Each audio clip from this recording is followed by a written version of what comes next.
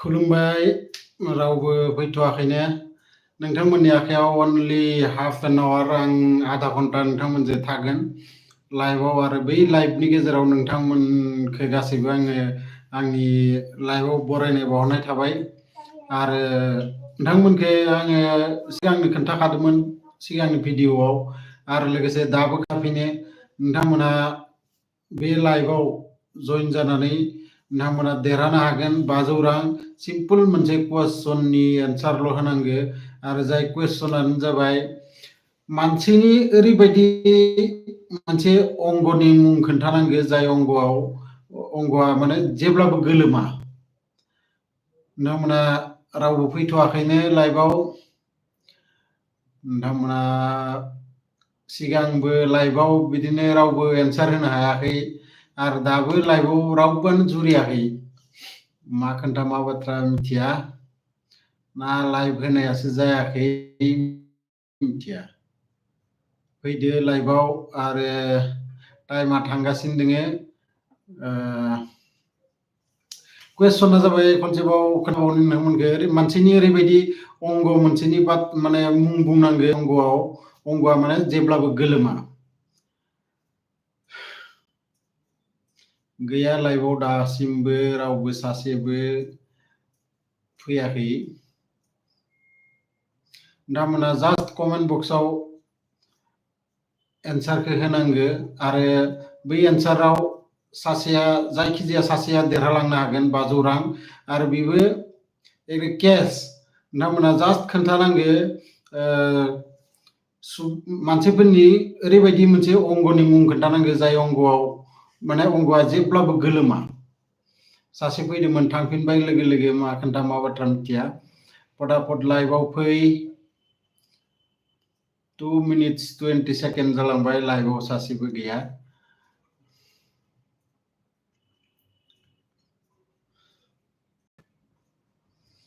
फैदो लाइभआव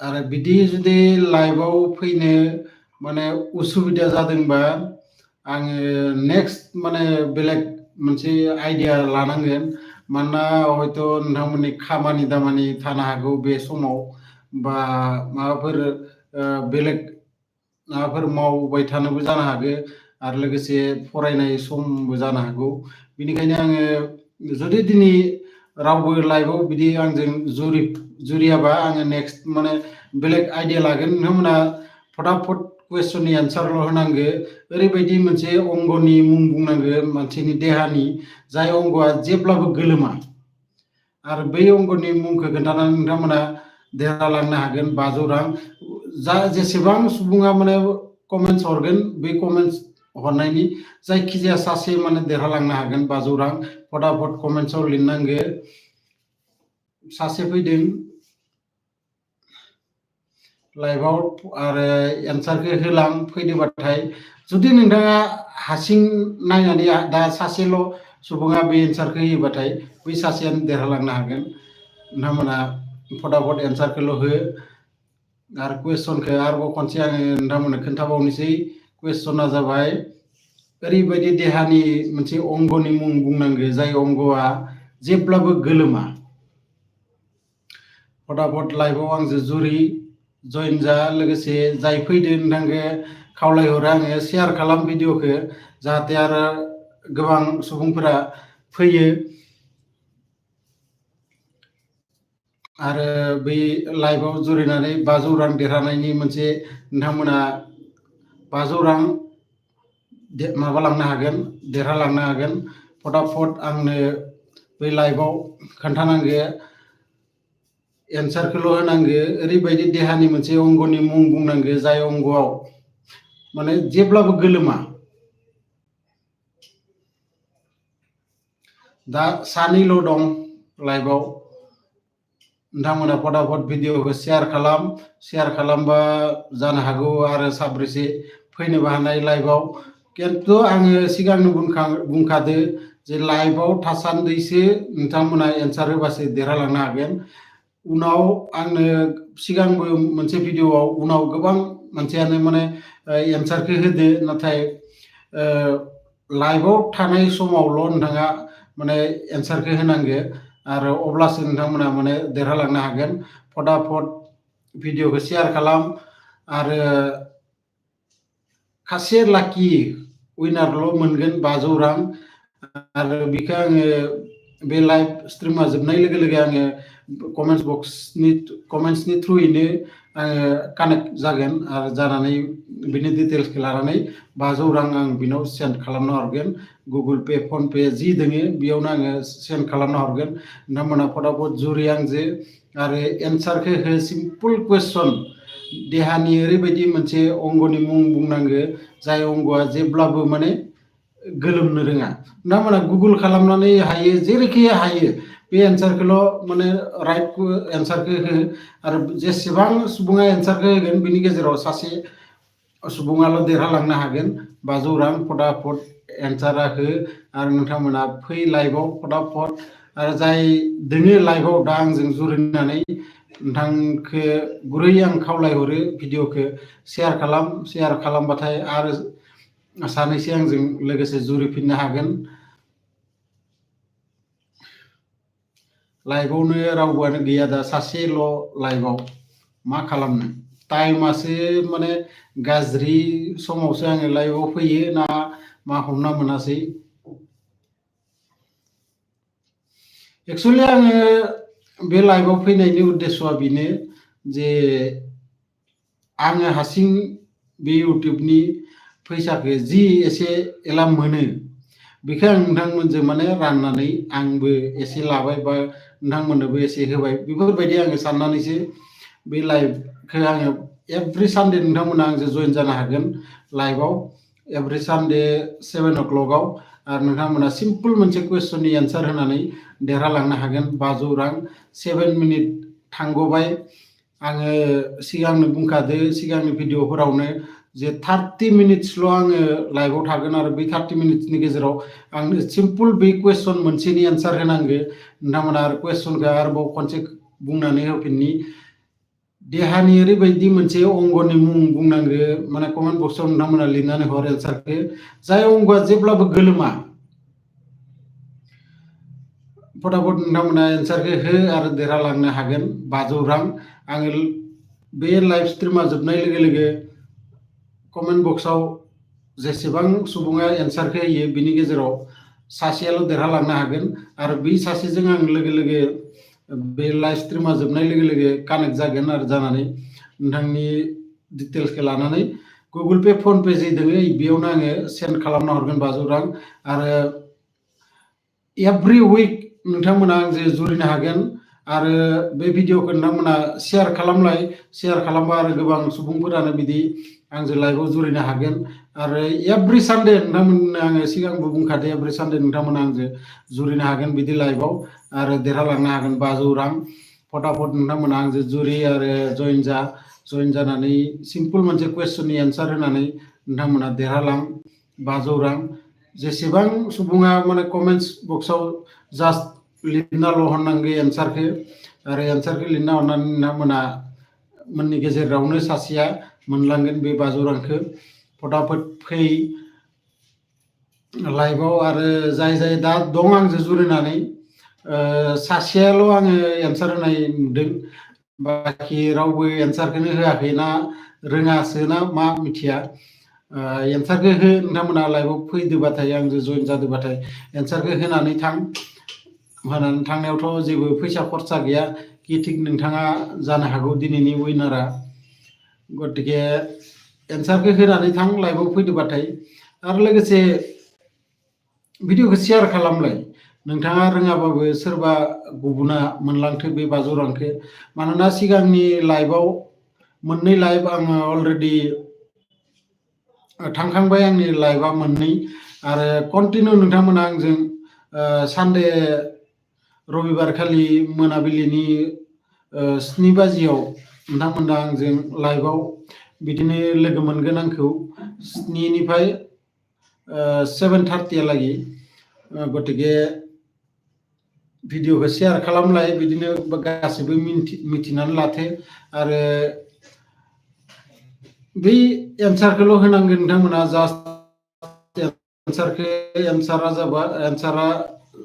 जेसेबां कमेन्ट्सआव जाय एन्सारखौ थिगैनो होयो बिनि गेजेराव सासेयाल' देरहालांनो हागोन 500 रां गतिके भिडिअखौ फटाफट शेयार खालामलाय अब्ला आरोबाव गोबां सुबुंफोरानो आंजों जुरिनो हागोन आं सिगांबो बुंखादो आंजों लाइभआव थासान्दैसो एन्सारखौ होनांगो लाइभआव थासान्दै जाय एन्सारखौ माने थिग एन्सारखौ होगोन रियेल एन्सारखौ होगोन बिनो देरहालांनो हागोन 500 रां फटाफट नोंथांमोना खोन्थानांगो देहानि ओरैबायदि मोनसे अंगनि मुं बुंनांगो जाय अंगआव माने जेब्लाबो गोलोमा जाय अंगआ जेब्लाबो गोलोमा नोंथांमोना फटाफट फै आंजों लाइभआव आरो जायफोरा दोङो लाइभआव नोंथांमोनखौ आङो रिक्वेस्ट भिडिअखौ शेयार खालामबा आरो गोबां सुबुंफोरानो आंजों जुरिनो हागोन आरो देरहालांनो हागोन हयथ' नोंथांमोना बे एन्सारखौ मिथियाबा सोरबा मिथिगो बेबो देरहालांनो हागोन आरो नोंथांमोनाबो फैदोबाथाय आंजों लाइभआव एन्सारखौ होलां मानोना कमेन्ट्सआव रावबो माने सासेल' सुबुङा दा एन्सार होदों आं नुनो मोननाय बायदि एन्सारखौनो रावबोआनो होआखै नोंथांमोना कमेन्ट्सआव लिरनानै गालां एन्सारखौ जेबो माने खोथा गैया जायाबाबो जेबो नङा आरो जादोबाथायथ' मोजाङानो देहानि ओरैबायदि मोनसे अंगनि मुं खोन्थानांगौ जाय अंगआव जेब्लाबो गोलोमा फटाफट एन्सारा हो आरो नोंथांमोना कमेन्ट बक्सआव माबा कमेन्ट्स हर एन्सारा मा देहानि ओरैबायदि मोनसे अंगनि मुं बुंनांगौ जाय अंगआव जेब्लाबो गोलोमा भिडिअखौ शेयार खालामलाय जायफोरा दोङो लोगोआव आंजों लाइभआव फटाफट भिडिअखौ शेयार खालामना हो आरो अब्लासो आरो गोबां सुबुंफोरानो मिथिगोन जे लाइभआव बिदि सोलिबाय दङ होननानै मानोना सिगांनि आङो गले गले खोन्थागासिनो दङ सिगांनि लाइभआवबो रावबो एन्सार होआखै आरो आं माने बुंखानानै होयो आं लाइभआव थासान्दिसो एन्सारखौ होनांगोन उनाव होबाथाय माने जेबो मुलाम्फा जानाय नङा मानोना सिगांनि भिडिअआवबो आं बिदिनो लाइभ फैदोंमोन आरो लाइभ फैनायाव जेब्ला लाइभआ जोबो बिनि उनावसो माने गोबाङा बे माने एन्सारखौ होनानै थांदो आरो नोंथांमोना गुगल सार्च खालामनानै होयो जेरैखि जाया नोंथांमोना जास्ट एन्सारल' होनांगो देहानि ओरैबायदि मोनसे अंगनि मुं बुंनांगो जाय अंगआव जेब्लाबो गोलोमा फटाफट नोंथांमोना खोन्थालां आरो जुदि एन्सारखौ माने कारेक्ट एन्सार होनाया देरहालांनो हागोन 500 रां केस बे लाइभ स्ट्रिमा जोबनायनि 10 मिनिट उनावनो नोंथांमोना मोनगोन बे रांखौ मबाइलनि थ्रुयैनो फनपे गुगल पे जि दङ बेयावनो सेन्ड खालामनाय जागोन आरो बे सेन्ड खालामनायनि मुंखौबो आङो नेक्स्ट भिडिअआव गाबोन मोनानि थिग 6 बाजियाव आं मोनसे भिडिअ पाब्लिश खालामबावगोन बै भिडिअआव बै देरहानाय मानसिनि मुंखौबो आङो बुंथिनानै होनाय जागोन सोर देरहादो गतिके बिनिखायनो जाय फैदो आंजों लाइभआव नोंथांमोना फटाफट कमेन्ट बक्सआव हर एन्सारखौ आरो कुवेश्चना जाबाय सिम्पल मोनसे कुवेश्चननि एन्सार होनांगोन नोंथांमोना देहानि ओरैबायदि मोनसे अंगनि मुं बुंनांगौ जाय अंगआ जेब्लाबो गोलोमा आरो बे भिडिअखौ फटाफट नोंथांमोना शेयार खालामलायबाथाय आरो गोबां सुबुङानो मिथिगोन बे बाथ्राखौ आंखौ हयथ' गोबाङानो दा फोथायाखै जानो हागौ मानोना आं सिगांबो मोननै लाइभआव बिदिनो फैबाय नाथाय बै लाइभ फैनायनि समाव रावबोआनो बेफोरबायदि एन्सारखौ होआखै आरो बिनि थाखायनो रावबो देरहायाखैबो आरो बिनि थाखायनो आङो माने खोन्थानोबो हायाखै दा सोर देरहादो होननानै आरो आङो सिगांनो बुंखादो लाइभ थासान्दैल' नोंथांमोना आंजों जुरिनांगौ लाइभ थासान्दैल' नोंथांमोना एन्सारखौ होनांगौ आरो एन्सारखौ होनानै जास्ट कमेन्टल'सो हरनांगौ जेबो बेयाव माने माबा गैया कमेन्ट्सआव जास्ट एन्सारखौ लिरना हरनांगौ आरो जेसेबां मानसिया एन्सारखौ लिरना हरगोन बिनि गेजेराव सासेया देरहालांगोन आरो सासेल' मानसिया जुदि कमेन्ट्सआव कारेक्ट एन्सारखौ होयोबा बै सासेयानो देरहालांनो हागोन आरो कुवेश्चना जाबाय आरोबाव खनसे नोंथांमोननो खोन्थाबावनि देहानि ओरैबायदि मोनसे अंगनि मुं बुंनांगौ जाय अंगआ जेब्लाबो गोलोमा दानिया फैदो आंजों लाइभआव जुरि नोंथांमोना जइन जा आंजों आरो बे लाइभआ नोंथांमोना एभ्रि सानडे 7 o'clock नोंथांमोना आंजों जुरिनो हागोन 7 to 7:30 मोनाबिलिनि आरो जिखालि हयथ' आंहा माबाफोर प्रब्लेम जानो हागौ माब्लाबा, अब्ला आङो सिगांनो बुंनानै लागोन जे गाबोन आङो लाइभआव फैनो हानाय नङा। नाथाय आङो सेस्था खालामगोन माने मिस जायाथों होननानै एभ्रि सानडे आं नोंथांमोनजों फैगोन होननानै। नोंथांमोना जास्ट मोनसेल' कुइसननि एन्सार होनांगो आरो बे कुइसनानो जाबाय देहानि ओरैबायदि मोनसे अंगनि मुं बुंनांगो जाय अंगआ जेब्लाबो गोलोमा। आरो लास्टआव आङो बिनि एन्सारखौबो खोन्थागोन आरो खोन्थानाय लोगो लोगो नोंथांमोना मिथिनो हागोन एक्सुवेलि एन्सारा मामोन आरो नोंथांमोना कमेन्ट्सआव मा हरदों। फटाफट कमेन्ट्सआव एन्सारखौ लिरहर। नोंथांमोना गुगल खालामनानैबाबो, गुगलाव सार्च खालामनानैबाबो एन्सारखौ होनो हागोन, जेबो बेयाव माबा गैया। मानोना आङो बेनि थाखायनो आधा घन्टा सम होदों नोंथांमोननो। 30 मिनिट्स अलरेडि 16 मिनिट्स थांगबाय। गतिके जायफोरा नोंथांमोना जुदि मिथियाबा भिडिअखौ शेयार खालामलाय। शेयार खालामबाथाय गोबां मानसिफोरानो मिथिनायबो थानो हागौ। मानोना बे 500 राङा दिनै सानसेल', बिनि उनाव नेक्स्ट सानडेसो बै अफारखौ मोनफिनगोन। आरो नेक्स्ट सानडेआव कुइसनाबो बिदिनो एभ्रि उइक सोलायबाय थागोन कुइसना। बिनि थाखायनो सिम्पोल कुइसननि एन्सार होनानै नोंथांमोना देरहालांबाय थानो हागोन। 500 रां एभ्रि सानडे। गतिके फै आरो आंजों जइन जा बे लाइभआव। दा सानैल' दं लाइभआवनो। मा खोन्था मिथिया, लाइभआव सानैल' थालांबाय आरो एन्सारखौबो सासेल'। आं बुजिनानै मोनासै जे एक्सुवेलि रोङा ना माने कमेन्ट्स लिरनो रोङा मा मिथिया। सानैल' थालांबाय, इबो थांबाय। दा 0 जानानै दोङो आंजों जइन जानाया। फटाफट जइन जा आंजों आरो कमेन्ट्स बक्सआव नोंथांमोना लिरहरनांगो जे कुइसननि एन्सारखौ मानसिनि देहानि ओरैबायदि मोनसे अंगनि मुं बुंनांगो जाय अंगआ जेब्लाबो गोलोमा। फटाफट नोंथांमोना कमेन्ट बक्सआव बिनि एन्सारखौ होनांगो आरो जेसेबां मानसिया कमेन्ट्सआव बे एन्सारखौ होगोन, कारेक्ट एन्सारखौ, बिसोरनि गेजेराव सासेया देरहालांनो हागोन 500 रां। आरो बै 500 रांखौ आङो नोंथांमोननो गुगल पे, फन पेनि थ्रुयैनो हरनांगोन। आरो जाय देरहागोन बेजों आङो कमेन्ट्सनि थ्रुयैनो दसे उनाव बे लाइभआ जोबनायनि उनाव आं कानेक्ट जागोन बेजों। आरो बिदिनो नोंथांनि जे डिटेल्सखौ लानानै आं फटाफट सेन्ड खालामना हरगोन 500 रां। नोंथांमोना जास्ट एन्सारखौल' बुंनांगौ। मानसिनि देहानि ओरैबायदि मोनसे अंगनि मुं बुंनांगो जाय अंगआ जेब्लाबो गोलोमा। गले गले आं बुंगासिनो दोङो, मानसिनि देहानि ओरैबायदि मोनसे अंगनि मुं बुंनांगो जाय अंगआ जेब्लाबो गोलोमनो रोङा। फटाफट नोंथाङा बे कुइसननि एन्सारखौ कमेन्ट बक्सआव लिरनांगो आरो कमेन्ट बक्सआव लिरनानै नोंथांमोना खासे लाखि मानसिया देरहालांनो हागोन 500 रां। आरो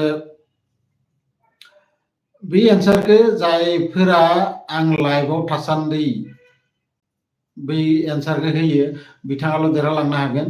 बेनि थाखायनो फटाफट नोंथांमोना जाय जाय फैदो लाइभआव आंजों जुरिदो, जइन जादो, बिथांमोना कमेन्ट्सआव फटाफट एन्सारखौ लिरनानै हो। आरो नङाबा नोंथाङा गुगल खालामना, नोंथाङा जुदि रोङाबाथाय गुगलाव सार्च खालामना जाथो बा बिजाबाव नायनानै जाथो, जेरैखि जाया नोंथांमोना बै एन्सारखौ कमेन्ट्सआव लिरनानै हरबा देरहालांनो हागोन। गतिके फैदो आरो जायफोरा दोङो आंजों दाबो जुरिनानै नोंथांमोना भिडिअखौ शेयार खालामलायबा आरो गोबां मानसिफोरानो आंजों जइन जानो हागोन। आरो 20 मिनिट अलरेडि 20 मिनिट्स थांगसिगोनानो आंनि लाइभआ। आरो अनलि 10 मिनिट्सल'सै। आरो बै 10 मिनिट्सनि गेजेराव नोंथांमोना खोन्थानांगो जे बै कुइसननि एन्सारखौ। आरो कुइसनखौ आरोबाव खनसे नोंथांमोननो आङो सावरायबावनोसै। कुइसना जाबाय मानसिनि देहानि ओरैबायदि मोनसे अंगनि मुं बुंनांगो जाय अंगआ जेब्लाबो गोलोमनो रोङा बा जेब्लाबो गोलोमा। फटाफट बे कुइसननि एन्सारखौल' होनांगो आरो नोंथांमोना देरहालांनो हागोन 500 रां। फटाफट आंजों जइन जा आरो भिडिअखौ शेयार खालाम, जेसेबां हागौ शेयार खालाम। मानोना सोरबा गोनांथि जानो हागौ 500 रां आरो माने माबोरैबा बै मानसिनावनो जुदि बै मानसियानो जुदि देरहालाङोबाथाय जोबोद मोजांनि खोथा। आंबो सानो सोरबा माने गोनांथि गोनां जायनो माने गोनां बै 500 रांखौ बेनो देरहाथो। नाथाय जेसेबां मानसिया एन्सार होगोन बिनि सासेयाल' देरहागोन। आं सिगांनो बुंखादो। आरो एभ्रि सानडे प्रत्येक सानडे नोंथांमोना रबिबार खालि मोनानि 7 बाजिनिफ्राय 7 बाजि 30 मिनिटसहालागै आङो नोंथांमोनजों जुरिनानै थागोन बे लाइभआव। गतिके बै आधा घन्टानि भितराव नोंथांमोना सिम्पल कुवेसननि एन्सारखौल' जास्ट कमेन्ट बक्सआव हरनांगो आरो नोंथांमोना देरहालांनो हागोन 500 रां। गतिके फटाफट कमेन्ट बक्सआव एन्सारखौ हो। मानोना आङो लाइभआव थासान्दि जायफोरा एन्सारखौ होयो बिथाङाल' देरहालांनो हागोन। बिनि उनाव खिन्थु एन्सार होबाबो रावबो देरहानाय नङा। आरो नोंथांमोना बे एन्सारखौ गुगोलाव सार्च खालामना जेरावखि जाया सार्च खालामनानै नोंथांमोना बे एन्सारखौ होनो हागोन आरो देरहालांनो हागोन 500 रां। फटाफट नोंथांमोना एन्सारखौ हो आरो वेट खालाम आंनि लाइभआ जोबजासिम। मानोना आं आधा घन्टा सिगांनो टाइम होखादो। आधा घन्टानि गेजेराव नोंथांमोना एन्सारखौ होनांगौ। बिनि उनाव खिन्थु एन्सार होबाबो जेबो मुलाम्फा जानाय नङा। सिगांबो आङो जि लाइभआव फैदोंमोन बै समावबो आंनि लाइभआव एक्सुवेलि जि समाव लाइभआव दंमोन बै समाव रावबो माने आंनो बेफोरबायदि एन्सारखौ होनो हायाखैमोन। आरो बिनि थाखायनो माने देरहानाय मानसिखौ आङो दासिमबो दिनैजों लानानै 3 लाइभ जाबाय आंना। 3 सानडे जाबाय रबिबार। आरो आं गले गले खोन्थागासिनो नोङो प्रत्येक रबिबारै नोंथांमोना आंजों 7 o'clockआव मोनानि 7 बाजियाव जइन जा। आरो 7टानिफ्राय 7:30सिम आं थागोन। आरो बिनि गेजेराव नोंथांमोना मोनसे सिम्पल कुवेसननि एन्सार होनानै देरहालांनो हागोन 500 रां। आरो जेसेबां मानसिया माने कारेक्ट एन्सार होयो बिनि गेजेराव सासेयाल' देरहागोन। बिनि थाखायनो भिडिअखौ शेयार खालामलाय आरो गोबां मानसियानो बे भिडिअखौ मोननाय बायदिनो। आरो एन्सारखौ एक्सुवेलि दासिमबो आं नुनो मोननाय बायदि मा बाथ्रा मिथिया।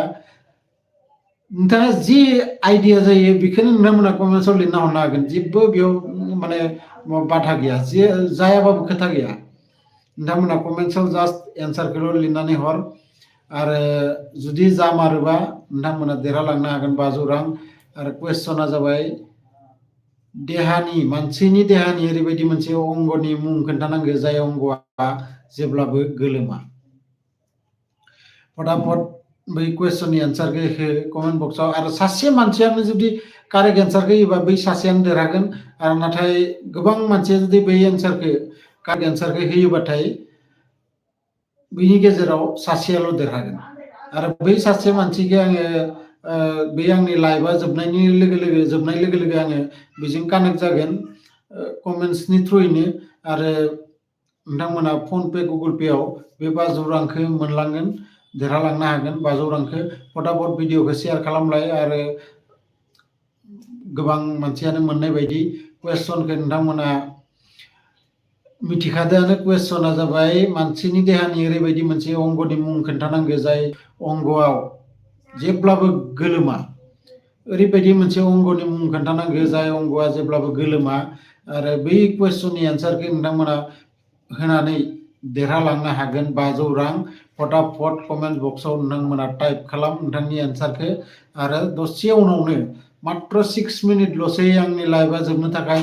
आरो बै 6 मिनिटनि गेजेराव नोंथांमोना देरहानो हागोन 500 रां। फटाफट भिडिअआव जायफोरा आंजों फैदो भिडिअखौ खनसे लाइक खालाम। आंनि लाइभखौ लाइक खालामलां। आरो कमेन्ट्स बक्सआव जास्ट नोंथाङा एन्सारखौल' लिरनानै होनांगौ। मानसिनि देहानि ओरैबायदि मोनसे अंगनि मुं जाय अंगआ जेब्लाबो गोलोमा। फटाफट एन्सारखौ हो आरो नोंथाङा देरहा 500 रां। अलरेडि 25 मिनिट्स जाबाय।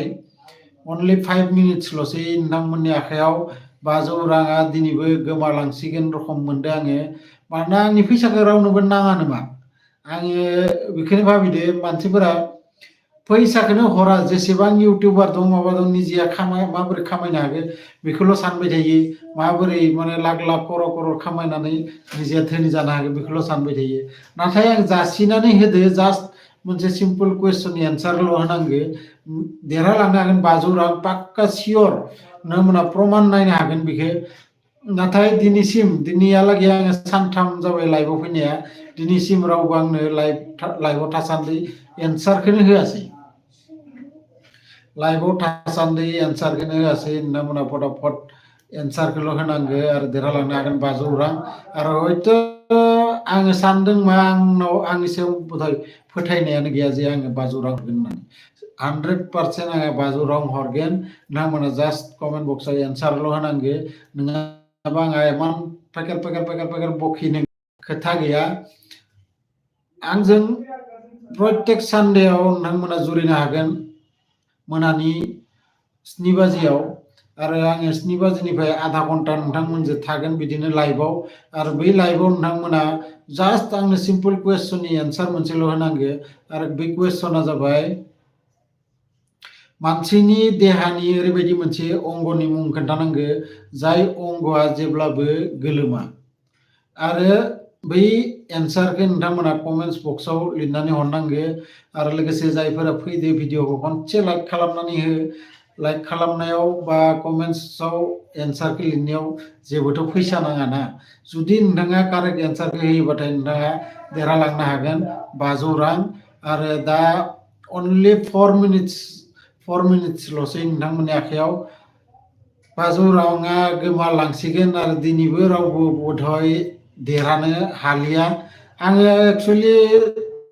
साननानै मोनाखै मानसिफोरा एन्सारखौसो रोङा ना कमेन्ट्स हरनोसो रोङा ना मा आं बुजिनानै मोनासै मानोना जेसेबां मानसि आंजों जुरिदों एसेबां मानसिनि गेजेराव सासेयाल' कमेन्ट्सआव माने एन्सार मोनसे लिरनानै हरदो जाय एन्सारा एक्चुअलि रं बे एन्सारा माने माबा नङा कारेक्ट नङा आरो कारेक्ट एन्सारखौ जाय होनो हागोन दाबो अनलि 3 मिनिट्सल'सै बै 3 मिनिट्सनि गेजेराव जाय बै एन्सारखौ होनो हायो बेनो देरहालांनो हागोन गतिके फटाफट कमेन्ट बक्सआव लिरहर एन्सारखौ आरो देरहालां 500 रां आरो आं बे 500 रांखौ सिगांनो बुंगासिनो दङ बे 500 रांखौ आङो गुगोल पे नङाबा फन पेनि थ्रुयै नोंथांमोननो हरगोन आरो बे भिडिअखौ प्लिज नोंथांमोननो आं खोन्थायो शेयार खालामलाय मानोना जायफोरा दिनै लाइभआव फैयाखै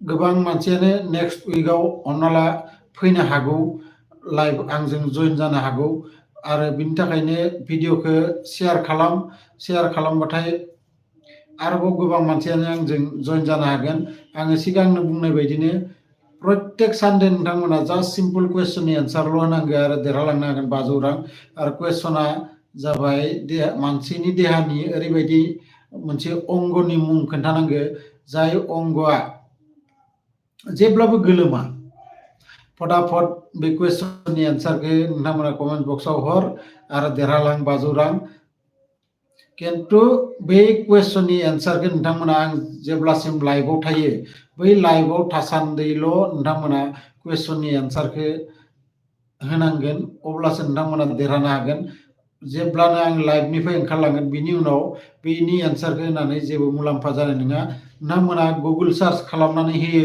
जायखिजाया जि खालामनानै होयो एन्सारखौ हो आरो देरहालां 500 रां फटाफट नोंथांमोना कमेन्ट बक्सआव आंनो एन्सारखौ लिरहर अनलि फिउ सेकेन्ड रिमेनिं ओके 1 मिनिटबो गैलिया अनलि 43 सेकेन्ड 42 सेकेन्ड 40 सेकेन्ड जोबथारसिगोन आरो बिनि गेजेराव फटाफट नोंथांमोना जायफोरा दोङो आंनो लाइभआव बे एन्सारखौल' होनांगो होनानै नोंथांमोना देरहालांनो हागोन 500 रां फटाफट एन्सारखौ हो कुवेश्चना जाबाय मानसिनि देहानि ओरैबायदि मोनसे अंगनि मुं खोन्थानांगो जाय अंगआ जेब्लाबो गोलोमा आरो बे एन्सारखौनो दिनै रावबो होनो हायासै आरो गतिके लोगो मोनगोन आङो नेक्स्ट उइक सानडे नोंथांमोनजों आरोबाव जुरिफिनगोन आरो बै सानडेआव हयथ'